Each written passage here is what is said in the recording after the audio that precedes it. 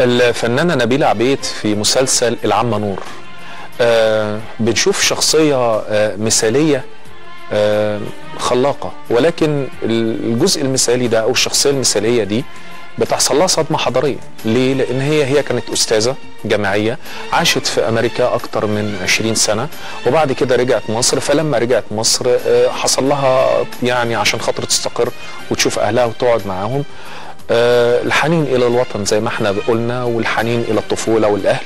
فلما رجعت بدأت تصطدم بشكل كبير جدا جدا بمتغيرات كبيرة جدا جدا وكتيرة جدا جدا في المجتمع المصري.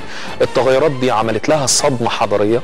الصدمة الحضارية دي تسببت في ان هي يعني حاولت تفك المشكلة دي النفسية اللي حصلت لها، انها تحاول تعدل الامور المايلة.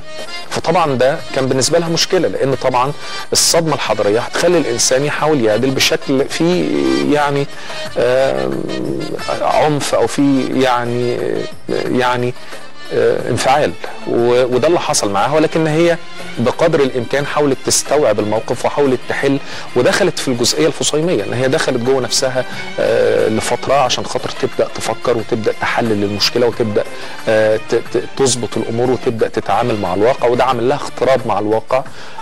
وهي بعد كده بدات تتحلل من ده كله بقوه الشخصيه اللي عندها، وبدات تحاول تحل بقدر الامكان. واضح انك دلعتها اكتر من اللازم.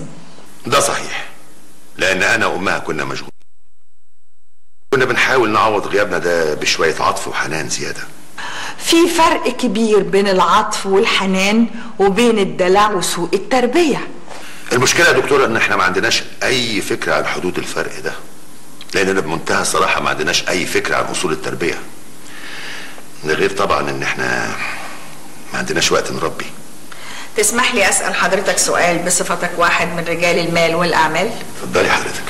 حضرتك تقدر تفتح مصنع أو تعمل مشروع وأنت ما عندكش وقت لإدارته؟ بالطبع لأ. واي؟ علشان هيبقى مشروع فاشل وهيخسر. بالظبط، هو ده اللي حصل في مشروع داليا.